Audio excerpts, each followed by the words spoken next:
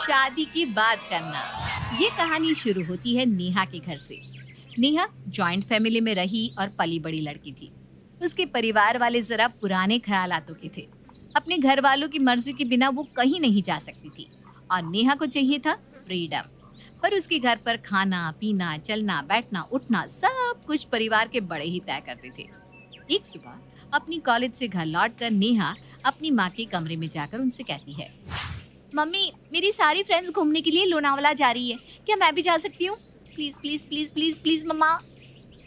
तू पागल हो गई है क्या? ये क्या बातें कर रही है तू? हमारे घर की लड़कियों को ये सब शोभा नहीं देता। कभी देखा है मैं या तेरी बड़ी माँ कहीं गए हो? ये ओछी हरकतें अच्छे घरों की लड़कियों को शोभा नहीं देती। तुझे कहीं घूमने जाना है तो शादी के बाद जाना। देश जाना विदेश जाना कोई रोकने टोकने नहीं आएगा तब। पर मम्मी सभी अच्छे घर की लड़कियां भी जा रही है ट्रिप पर। मैंने कह दिया ना, जहाँ जाना हो शादी के बाद जाना। बस अब इस बात को यहीं दबा दे, वरना तेरे पापा के कानों में पड़ गई ना तो बेकार में सुबह सुबह घर में क्लेश हो जाएगा। बेचारी नेहा, और कर भी क्या सकती थी, अपनी फ्रेंड्स को फोन कर ट्रिप के लिए मना कर देती है। हमें तो पता ही था कि तू नहीं आएगी। इसके पहले कब तेरे घर वालों ने कभी किसी ट्रिप के लिए हाँ कहा था जो अब करेंगे? घर के बगल की दुकान पर जाने के लिए भी तो तुझे किसी के साथ भेजा जाता है। अरे यार मैं खुद ये सुन सुनकर परेशान हो गई हूँ। जो करना है शादी की बात करना, जो करना है शादी की बात करना। अब तो लगता है कुछ भी करने के पहले मुझे शादी ही करनी पड़ेगी। मैं भी यही कहने वाली थी, तू तो सबसे पहले शादी कर, उसके बाद ही कुछ हो पाएगा, वरना तेरा तो दुनिया देखना ही मुश्किल है बाबा। मेरे घर वाले भी मेरे लिए लड़का देखना कभी भी शुरू कर देंगे। एक टाइम पर हमारी शादी होगी ना तो हम दोनों ट्रिप ना सही ग्रुप हनीमून पर ही चले जाएंगे।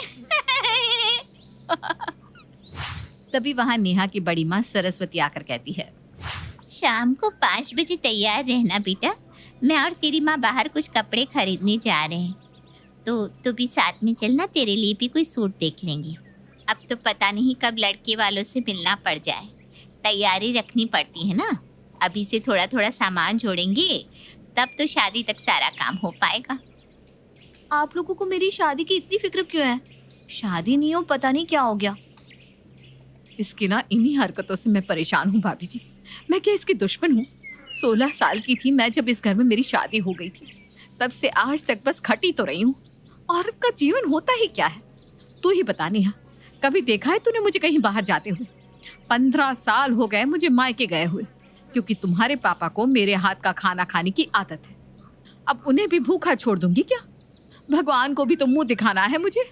और फिर भी तू अपनी सहेलियों की सुनकर अपना मूड खराब करके बैठ जाती है।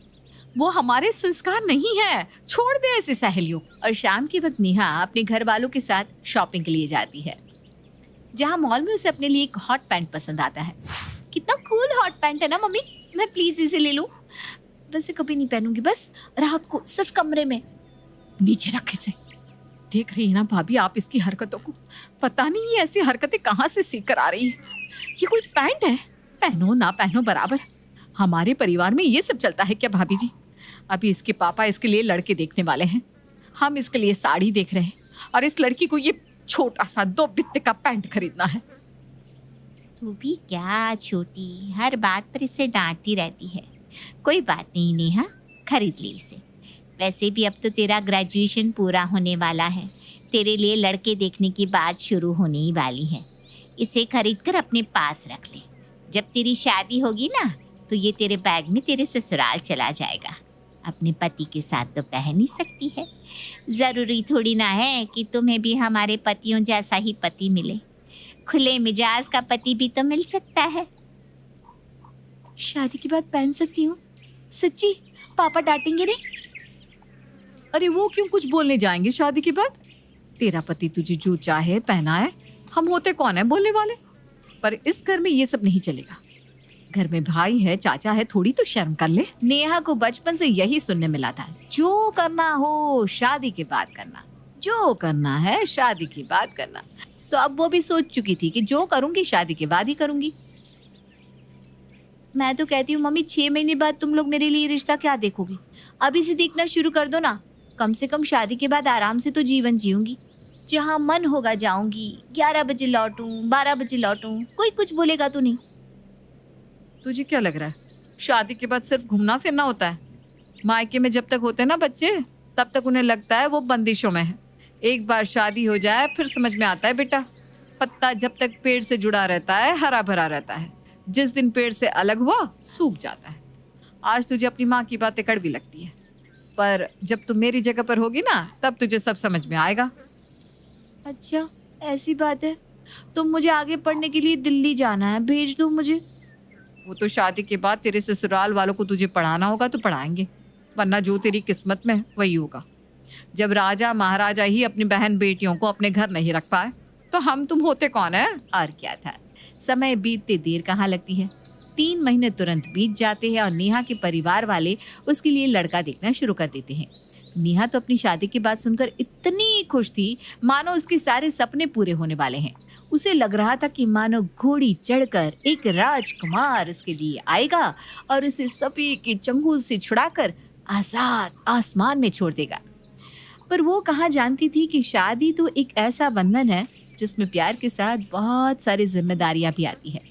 नेहा की शादी प्रेम से पक्की हो जाती है और वो प्रेम के घर की बहू बनकर उसके घर चली जाती है। शादी के दूसरे ही दिन नेहा प्रेम से पूछती है, हम लोग हनीमून पर कहाँ जा रहे हैं? आपने मुझे अभी तक बताया नहीं, कोई सरप्राइज है ना? शादी तो हो गई हमारी, हनीमून का क्या है, फर्स्ट एनिवर्सरी पर चले जाएंगे। अभी वैसे भी शादी में बहुत खर्चा हो गया है Neha, honeymoon I can't afford. क्यों? तो फिर मैंने जो कपड़े लिए उनका क्या? मेरे हॉट पैंट का क्या होगा? उन्हें मैं घर पर पहनूं? घर पर मतलब यहाँ? अरे नहीं नहीं नहीं नेहा, हमारे घर में तो बहुएं साड़ियाँ या सूट ही पहनती है, और हमारी तो कल ही शादी हुई है, तो कम से कम 1 महीना तो तुम्हें साड़ी ही पहननी पड़ेगी, वरना अगल बगल वाले बातें बनाने लगेंगे।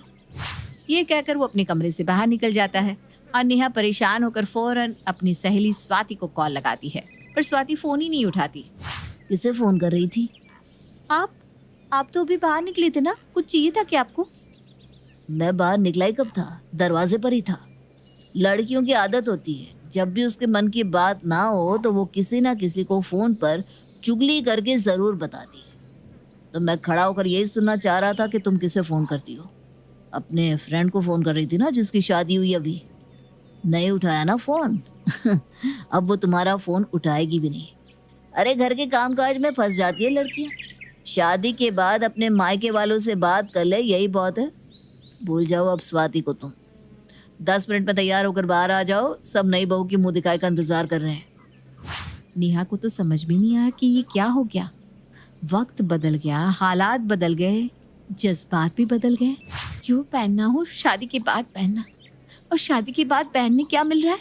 साड़ी। इसके लिए की थी क्या मैंने शादी? कुछ समझ में नहीं आ रहा।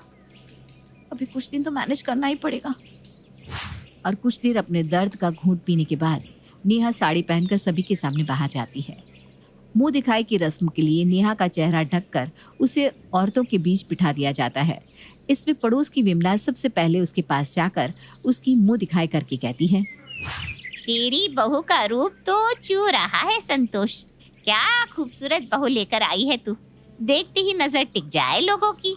पर खूबसूरती कितने दिन चलेगी, कितने दिन ही रिझाएगी इन सुंदरता से अपने पति को। बाद में तो बुद्धिमत्ता ही काम आएगी। विमला तू बता, बहू अब अपने जीवन को किस तरह आगे बढ़ाना चाहती है? आगे क्या करना चाहती है, कैसे सब करेगी, बता। मैं जीना चाहती हूँ, अपनी मर्जी से रहना चाहती हूँ, बाहर पढ़ना चाहती हूँ। अरे अरे अरे, ये सब क्या बोल रही है बहू तू? अब तेरी शादी हो गई है, कम से कम सोच समझ कर तो बोल। वो क्या है ना कमला, कल ही शादी हुई है बेचारी की। मुझे लगता है कि भूल गई है कि उसकी शादी हुई है। शुरुआत में तो हम ही लोगों को कितनी दिक्कतें होती थी, 1-2 दिन में इसे भी आदत हो जाएगी। फिर भी बहू ये मत समझना कि तेरी सास की सहेली बोल रही है। एक बेटी समझ कर कहती हूँ, शादी के बाद हमारी सोच हमारे ससुराल पक्ष के लोगों के आगे पीछे घूमना ही चाहिए। ये ध्यान रखना कि घर में कभी भी पति और सास के बीच कोई अनबन ना हो। कभी हम अपने ससुराल की बातें मायके में ना करें, और दिन भर टेंशन हो तो बस इस बात की कि रसोई में क्या बनेगा। ये कहाँ गए हम। इस गाने की लाइंस नेहा के दिमाग में बजे जा रही थी, और बजती भी क्यों ना, ऐसा उसने एक्सपेक्ट ही नहीं किया था। मुंह दिखाई की रस्म के बाद नेहा किचन में जाकर सभी के लिए खाना बनाना शुरू करती है। बाप रे, सर में इतना जोरों का दर्द हो रहा है, लगता है माथा ही फट जाएगा। घर में तो मम्मी नाश्ता बनाया करती थी और यहाँ ये भी मुझे बनाना पड़ रहा है। शादी की बात करना क्या घर का काम। नेहा रसोई में खाना बना रही होती है, तभी उसकी सास वहां आती है। खाने में मिर्ची कम डालना बहू, मैं मिर्च वाला खाना नहीं खा पाती। और हाँ, प्रेम बिना मीठे के खाना नहीं खा सकता, तो मीठे में भी कुछ बना लेना। नेहा को ये सब बात बताकर संतोष जैसे ही किचन से बाहर निकलती है, नकुल वहां पहुंच जाता है। अच्छा, तो खाना बन रहा है, बनाओ बनाओ। अच्छा, वैसे रोटियां भी ठीक है, किसी आटे की पूरियां तल देती बहू तो अच्छा होता। जी पापा जी, और कुछ? चटनी जो पीसेगी ना बहू, उसमें नमक थोड़ा ज्यादा डालना। मैं नमक जरा तेज खाता हूँ। इतनी सारी वैरायटीज बनाते बनाते नेहा बुरी तरह थक जाती है। एक हाथ से साड़ी संभालो और दूसरे हाथ से कलछी। किसी तरह नेहा सारा खाना तैयार कर किचन से बाहर निकलती है कि संतोष कहती है, खाना बन गया हो तो परोस दे बहू, सब उसी का इंतजार कर रहे हैं। खिलाओ खिलाओ नेहा, क्या बनाया तुमने? माथे में बाम तक लगाने का समय नहीं दिया इन लोगों ने। 2 मिनट बाम लगाकर आ जाती तो क्या ही हो जाना था। खाना कोई सांप खा जाती क्या? मुंह फुलाए नेहा सभी को खाना परोसकर सभी के साथ बैठती है कि फिर संतोष कहती है, बहू मीठा तो लेती आ, क्या खाएगा तेरा पति? बताया था ना, वो बिना मीठा देखे थाली को हाथ तक नहीं लगाता। और किसी को कुछ चाहिए तो साथ में ही बोल दीजिए। ऐसे कैसे साथ में बोल दे बहू?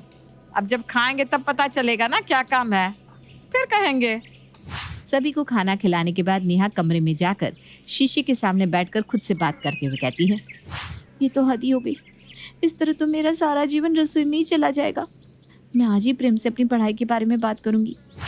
और जैसे ही प्रेम कमरे में आता है, नेहा उसके पास जाकर कहती है, आपने कहा कि आप हनीमून पर नहीं जा सकते।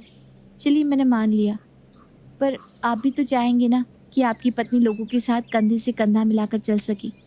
मैं भी ना आपको फाइनेंशियली सपोर्ट करना चाहती हूँ, इसलिए मैं दिल्ली से बाहर पढ़ने जाना चाहती हूँ। और अगर आपको मेरी फीस की टेंशन है तो मैं लोन ले लूँगी, डोंट वरी। इस घर में मेरी नहीं चलेगी नेहा। मैं अगर तुम्हें हाँ भी बोल दूँ तो उससे ज़्यादा फर्क नहीं पड़ेगा। मैं जॉइंट फैमिली में रहता हूँ, सब कुछ पापा मम्मी के अंडर है।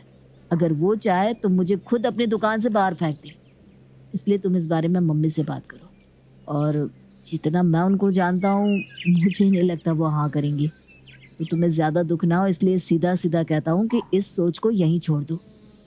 तभी कमरे में संतोष आती है। अरे बहू, खुशखबरी कब सुना रही हो? कल ही तो शादी हुई है मम्मी जी, और आज खुशखबरी। तो उसमें कौन सी बड़ी बात है? ब्यावली रात में ही मेरे पेट में प्रेम पड़ गया था। पहली रात को भी कई बच्चे पेट में पड़ जाते हैं, इसमें बुरा क्या है? अच्छा ही है ना, शादी करते हैं। अगर फट से बच्चा हो जाएगा तो तुम्हारा ध्यान इधर उधर भटकना भी बंद हो जाएगा। अभी तक तो नेहा ढंग से संभली भी नहीं थी कि उसके ससुराल वाले उसे बच्चा करने को कह रहे थे। नेहा कभी सर पकड़ती तो कभी कमर, तो कभी साड़ी और घर के कामों में लगी रहती। सिर्फ किचन ही नहीं, झाड़ू पोछा, कपड़े, बर्तन, साफ कहे तो अर्ज से फर्श तक का सारा काम अकेले नेहा को करना पड़ता था। और उसकी सास सिर्फ नाम के लिए मदद करती थी। अब तो इन्हीं लोगों को सब करना है। मैंने तो जो करना था कर लिया। मेरी सास तो 26 की उम्र में ही किचन से मुक्त हो गई थी, तब से तो मैं ये सब करती आई हूँ। हम लोग भी कब तक करेंगे? फिर भी जितना होता है कर देती हूँ। कपड़े लपेट देना, यहाँ वहाँ से गिलास कप प्लेट उठाकर धोने में रख देना, और करूँगी भी क्या? अब भाई ये उम्मीद लगाएगी कि सास रोटियां बना दे, तो ना भाई ना, वो नहीं होने वाला।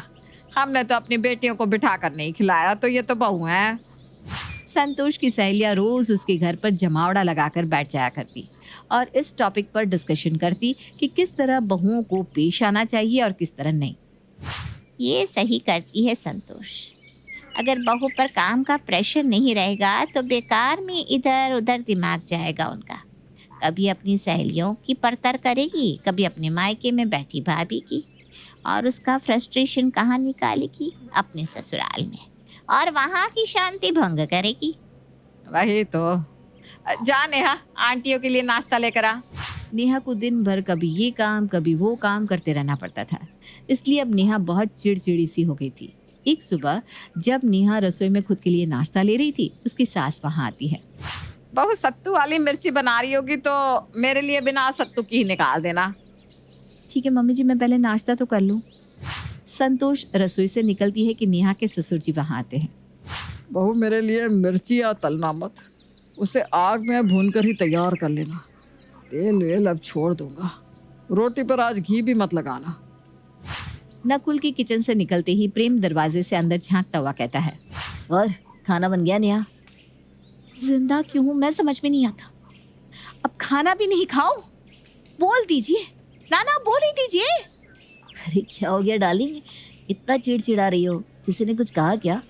कुछ बचा है क्या प्रेम जी?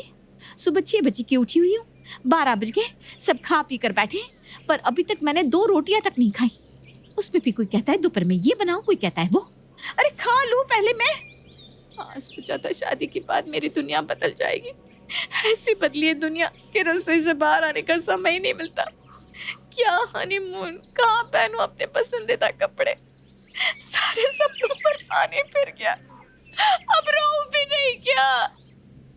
वो मैं तो इसलिए आया था कि एक हमारी पार्टी है, उनसे हम रेगुलर परचेज करते हैं, तो उन्होंने 2 मॉरिशस की टिकटों का वाउचर दिया है।